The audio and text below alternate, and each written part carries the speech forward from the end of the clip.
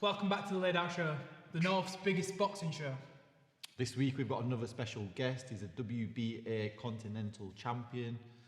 We'd like to thank all our sponsors for making this show possible. Remedy Clothing, Dynamite Supplements, Number One Plates, and Firefight. Thank you for watching this week's episode. Make sure to give us a like and a subscribe. I hope you enjoy this show. Yeah, so my name's Qais Ashfaq. I've been boxing for I think 18, maybe 20 years now. Boxed in the last Olympics in Rio. Boxed for GB as an amateur, I think, for eight years, give or take. Turned pro now. 8-0 as a professional. And in my last fight, I just won the WBA Continental Super Bantamweight title. 20 years, man. So when did you pick up a pair of gloves? So I was about 8 years old.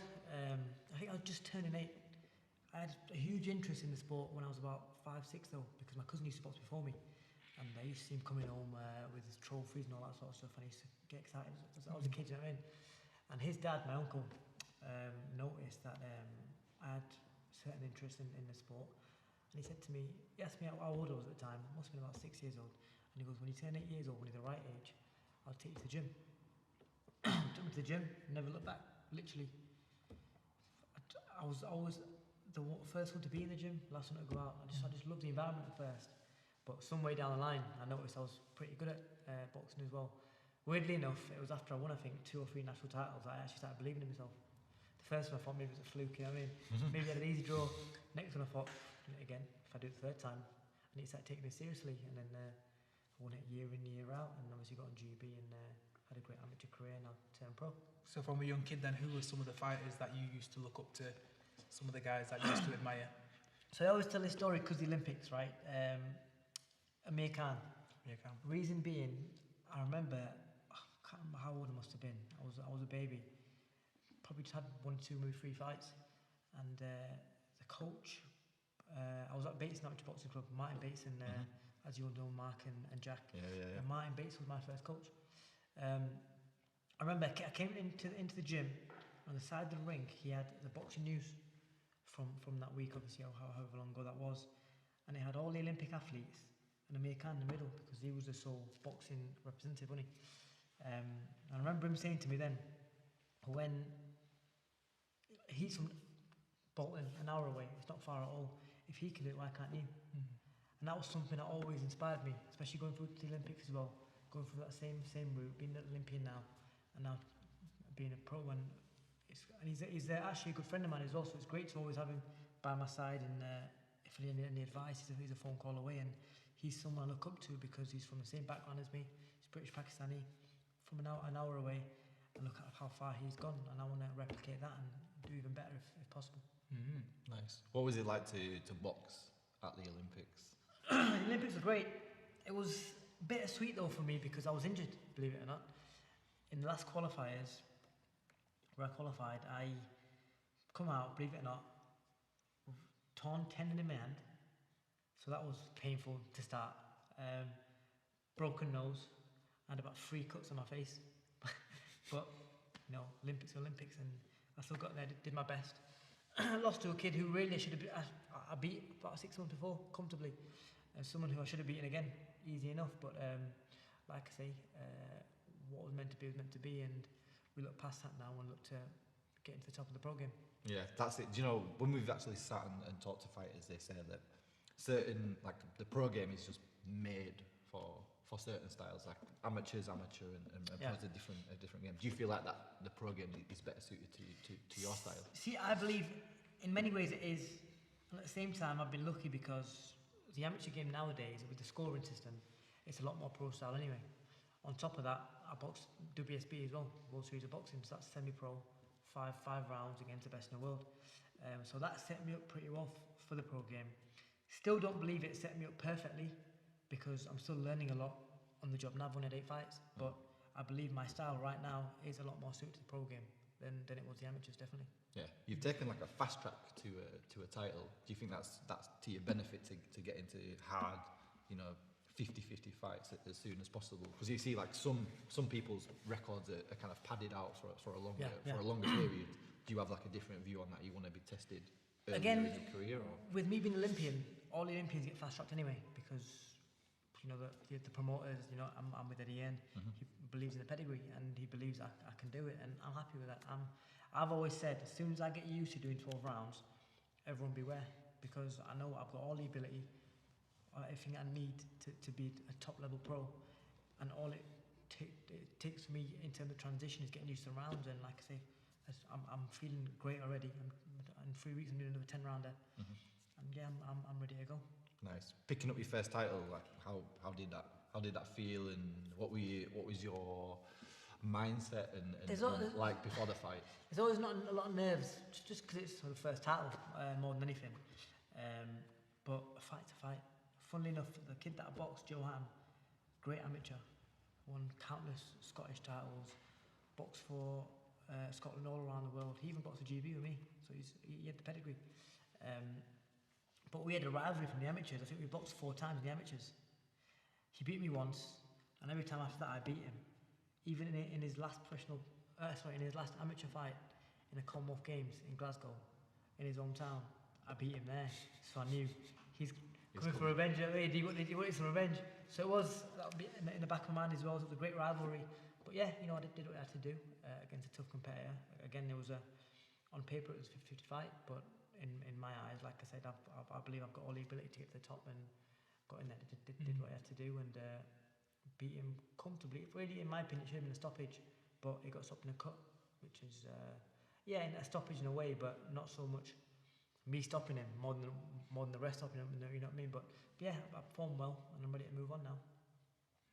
And what's the path to move on? Like, obviously, saying you're fighting in a couple of weeks' time, but let's say you got past that. Have you sat down with Matchroom and that team, and have you kind of mapped out a roadmap to further things? Immediate future, we won that British title, and the kid who's got the Commonwealth as well. Okay. So we're trying to get hold of him. We're trying to make a few British title eliminators, just because the kid he's with Warren, and I'm with Eddie, so it makes it a bit more complicated. But that's the immediate future. We won that British title, then moving on swiftly to European and world level. Nice.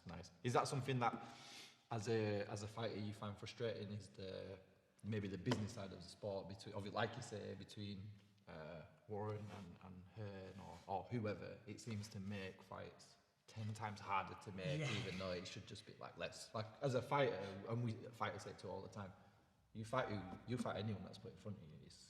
That's that mindset.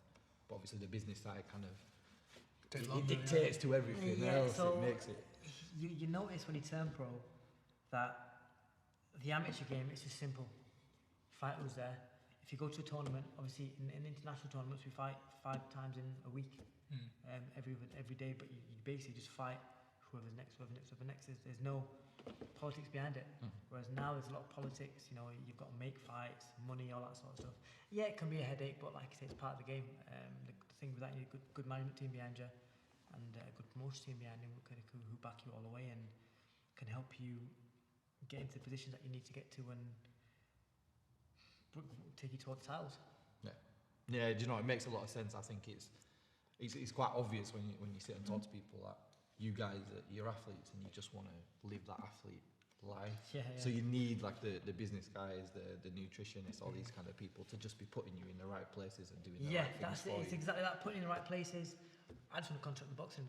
Whoever they put in front of me, I'll fight. But who I fight, when I fight, for how much money, what route we're taking title-wise, that's sorted down to the management, coaching, and the promotional team. Nice one. Nice. Yeah, makes a lot of sense. All right, man. So we've got like a second part of the show, which is basically we'll talk about stuff that's going on in boxing right now. Okay. So we'll get your opinion, your feedback, and that sort of stuff. So first one I want to talk about, it just got announced, like kind of like revised date, is Usyk, Chisora. Oh yeah. 2 super different styles.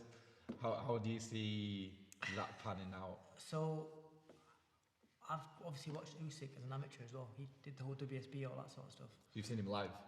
Yeah.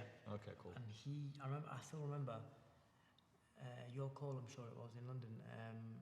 He beat Joe Joyce over 5 rounds in WSB, and he looked unbelievable. And that always comes back to me when people ask me about Usyk. But even since then, he's come on leaps and bounds. I genuinely think Usyk, he stops Chisora. Yeah. Genuinely, yeah. Big call. Maybe I'd give him 6 to 8 rounds, personally. I think it'll be too much for him.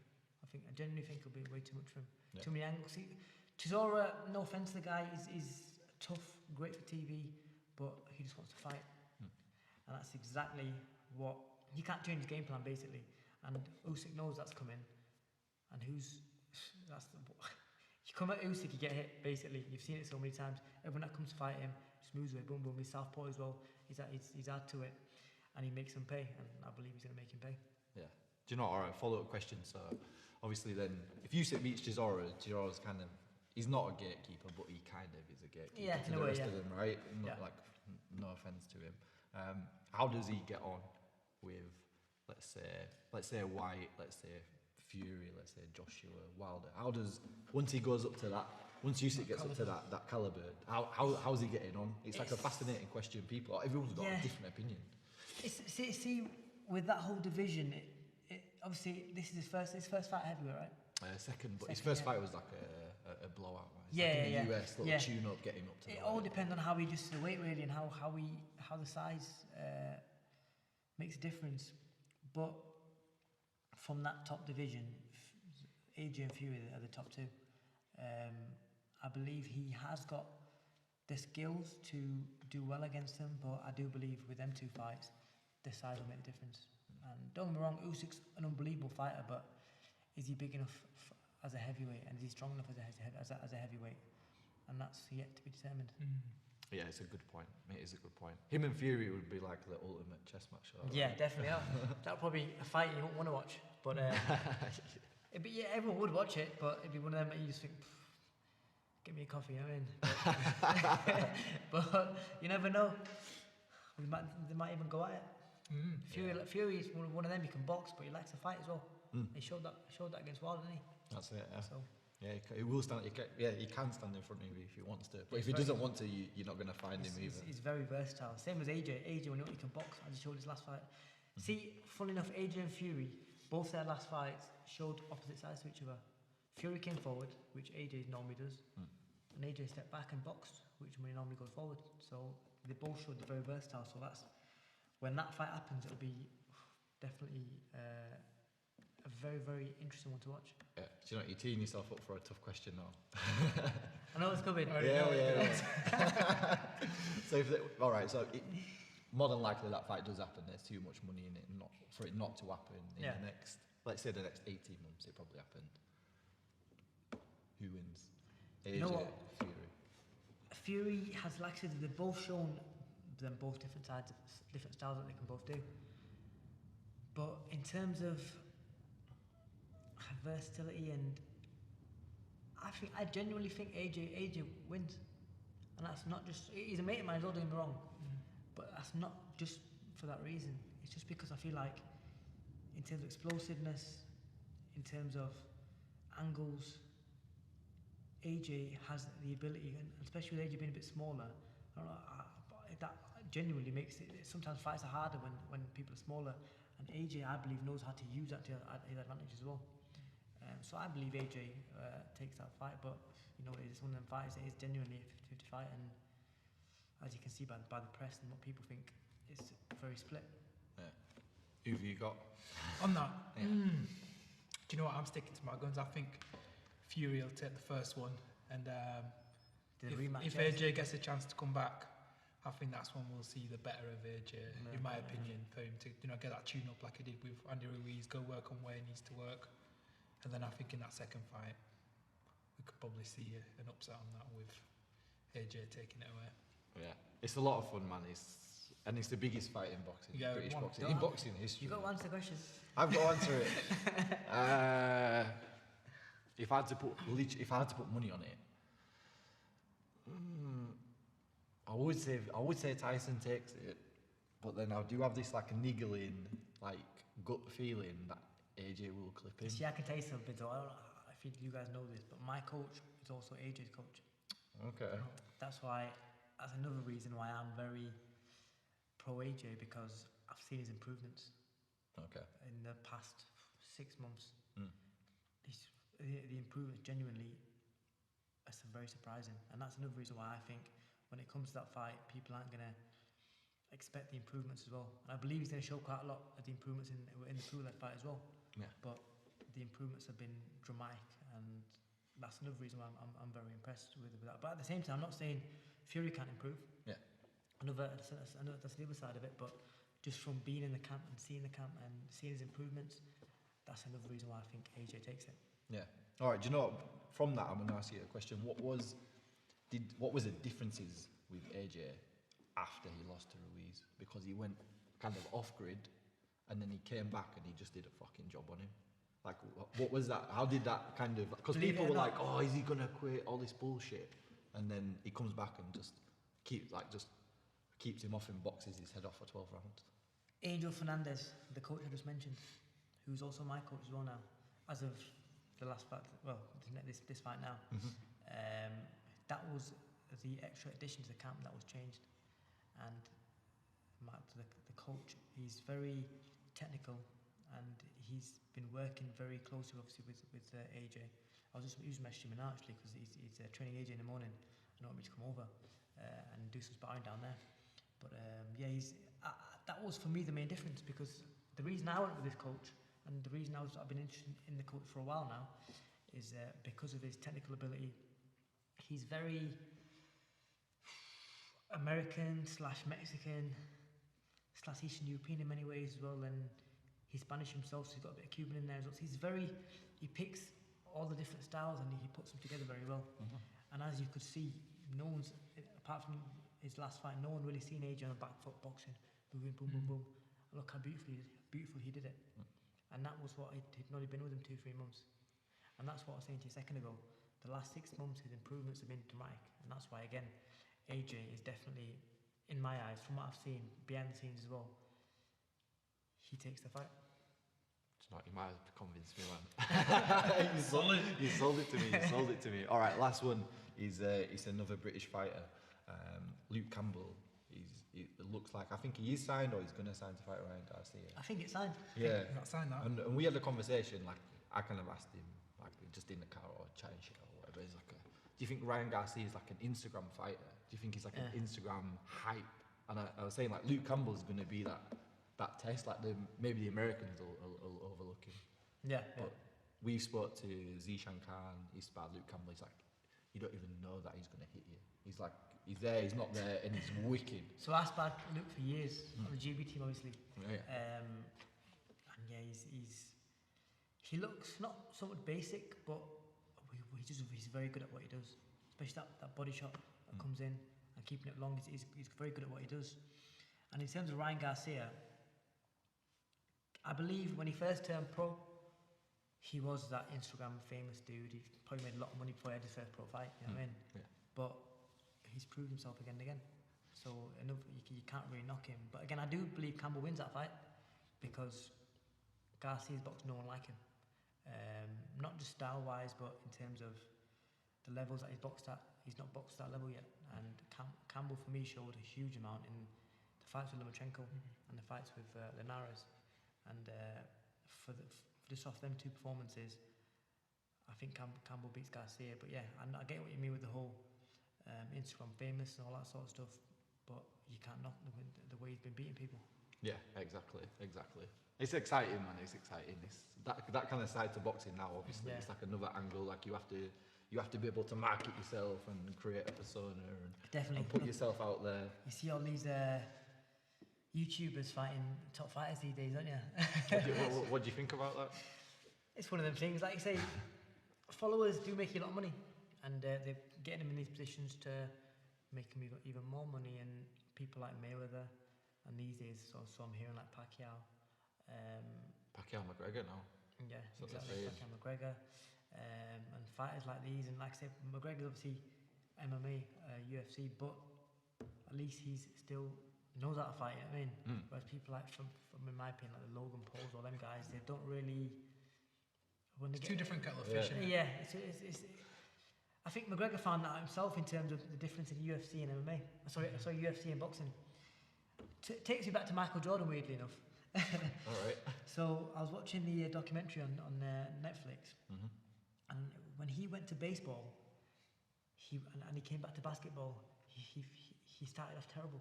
He noticed the muscles that I'd been building doing baseball and the ones that hadn't been building doing basketball. So he had to get used to being a basketball player again. Same as UFC. In my opinion, McGregor found out that the different muscles he's using in boxing weren't as strong when he got in that ring, and as fit as he was, after 6 rounds he was gassed. Yeah.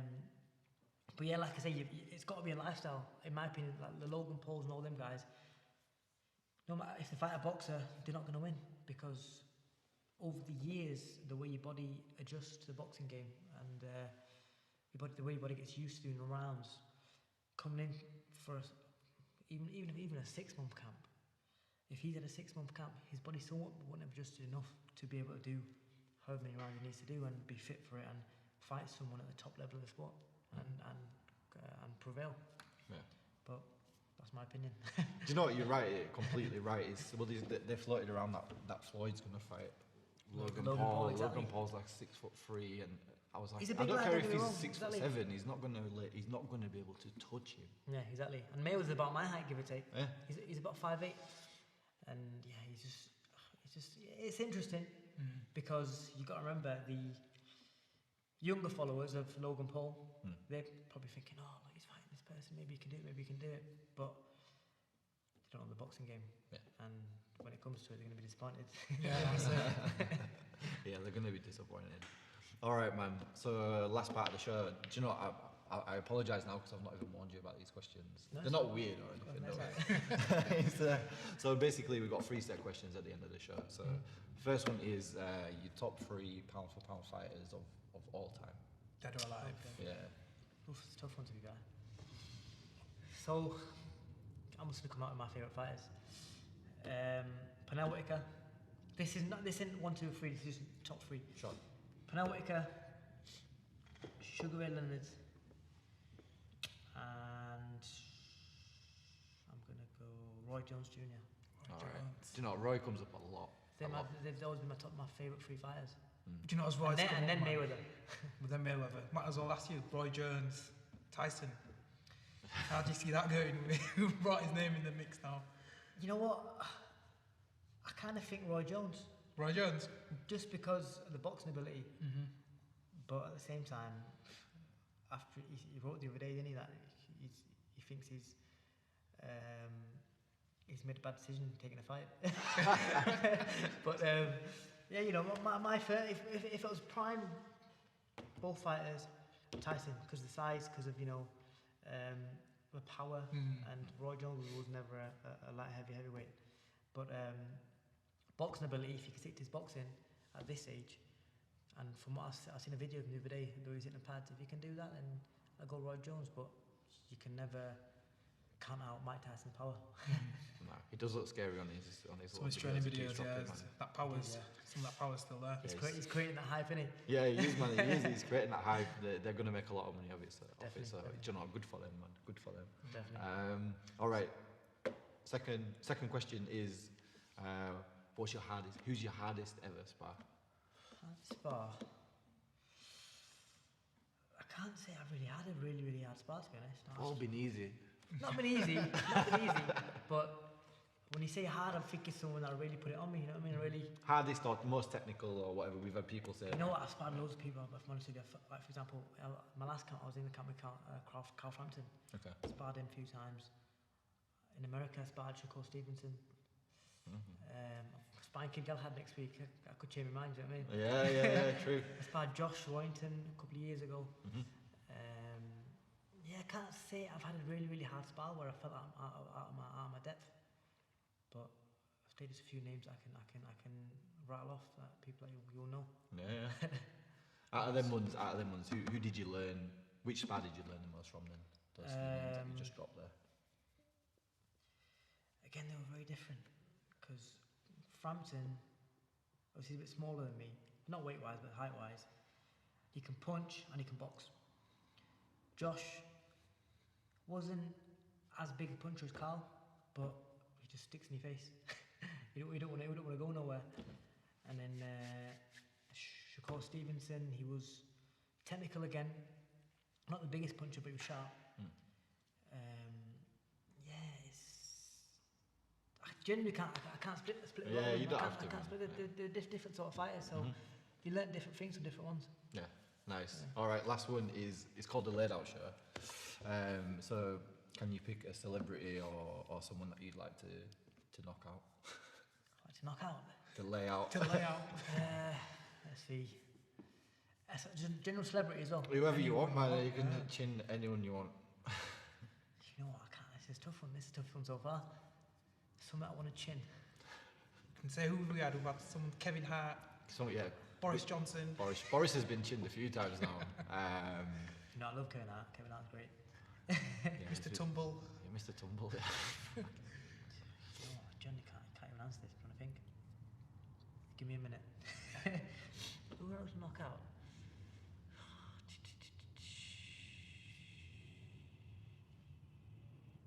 I genuinely don't know. I proper fucked you, man. I should have Yeah. warned you. Yeah, I should have warned you.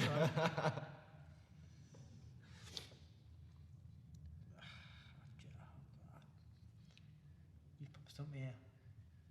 I'm thinking who do I not like? If you're a nice guy, you're a nice guy, man. Idris Virgo. You just Virgo. Oh shit. That last thing. That's one person I thought to myself. I was watching it. I was cringing watching it. When you poured the water over that guy, right? Yeah, it was just. That's the only person I can think of right now who I thought to myself, what an idiot. You know what I mean? What an idiot. Don't get me wrong, I don't despise the guy or anything, but I just thought what he did there was just so wrong. There was no need for it, especially with his opponent being someone. Listen, when you go into a fight and you're fighting someone who's there to be beat, why get cocky? I mean, he's there to be beat anyway. If the guy's giving it you back, fair enough, give it back. Then might maybe pour water over him. You know what I mean? Yeah. But if the guy's genuinely sat there saying, "Listen, we'll just see what happens," you know what I mean? Well, No need for it. there's no need for it or anything, but yeah, then there's no offense to Idris Virgo, you know. If I met him in person, it would probably be cool because I've heard good things about him as a person. But just at that moment there, I just think there was no need for it. Yeah. Look at the layout. Spot on, man. Okay, All right. thanks for coming on the show. Thank you, guys. Good to have you on. Thank you very much. Pleasure, man. Thank you. Listeners, make sure to like and subscribe.